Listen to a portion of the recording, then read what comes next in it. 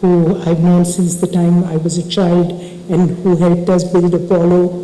And full disclosure, I'm also here because Mekhala is my classmate. We were in school together, right, for many, many years. And of course, Dr. Chandelier is one of the most popular doctors in Apollo, and I've also had the pleasure of hearing him sing.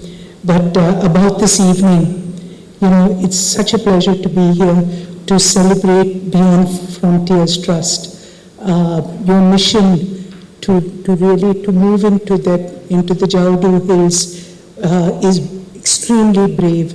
I know how difficult it is for doctors to get out of their comfort zones, and you know, the comfort of being not just physically, but I think emotionally they also need to have the right environment.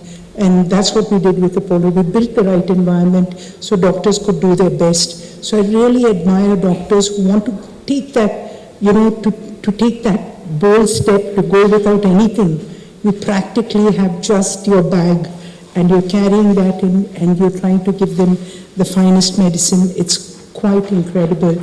And the theme so you know, volunteers, doctors, everyone who's associated with this, my big congratulations and great admiration. So the theme for this evening, which is healthcare without distance, it's simple but very powerful. When we think about distance, what do you think? You think it's geography, but actually in healthcare, it's not.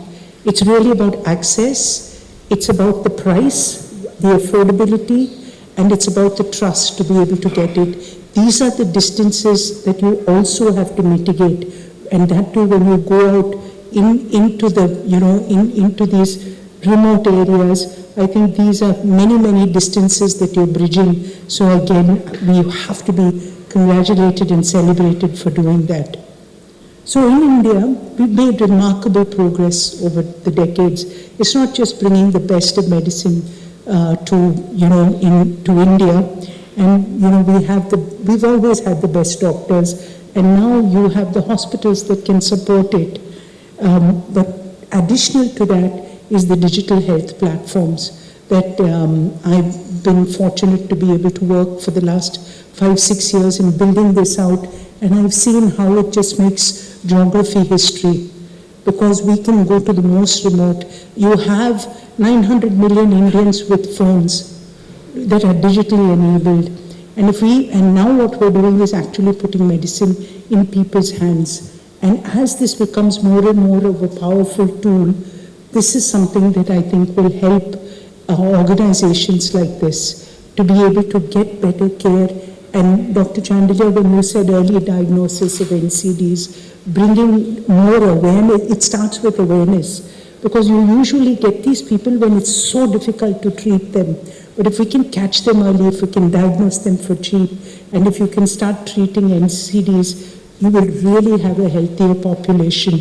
And I'll come to some of that, because we know that 65% of Indians live in rural areas. My dad, he was the first one from his village to come out and to actually to become a doctor. No one had come out to study. And this is still, you know, there are some parts of India that even, I don't know, he probably would have graduated 80 years ago. But still we have villages that people have not had the experience of the wonderful big cities we have. And it's these institutions, you go there to give medical care, but I know what you leave with is also a footprint and a hope that one of these kids will one day become a doctor.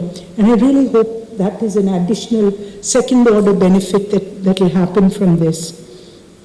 So even at Apollo, we've seen this. You know, from the very beginning, it's not just about bringing great healthcare into the big cities. One of our projects is, of course, my father's village, where we've been looking at total health in the whole village, among 60 odd villages, where we measure every single person from birth, you know, throughout their lives. We've worked with the Chenchu tribe in Sri Salem, and their average life expectancy was 41 years. and when we've been working with the Chenchus, I've actually been there because my daughter is so passionate about the Chenchus in Sri Salem that we've gone there to teach them one day, and I've attended a couple of those camps. So I know how difficult it is first to get there, your time commitment, and once you go there, what you see is really something that you'll never forget.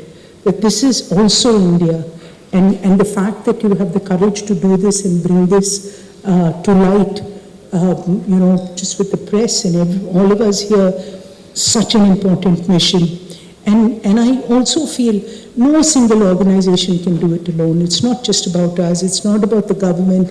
Government has passion, will provide infrastructure, but it's the trusts, it's the non-profit trusts, it's about hospitals, it's about CSR funds, it's about the doctors, it's about volunteers who will go out there, and this concerted effort is the only way that we can think about something. When our Prime Minister talks about Viksit Bharat, it is not about the cities, it is not about just providing jobs to every Indian, but it's about us making sure that nobody gets left behind, that this divide is something that we have to bridge.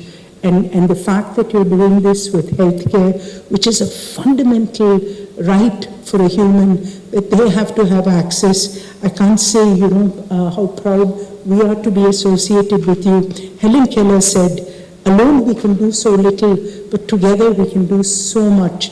And I just want to assure you, when I'm closing, I asked Dr. Chandelier that please allow Apollo CSR to be part of your Beyond Frontier Trust, and we would like to support this also. So we'll take this forward. Thank you so much.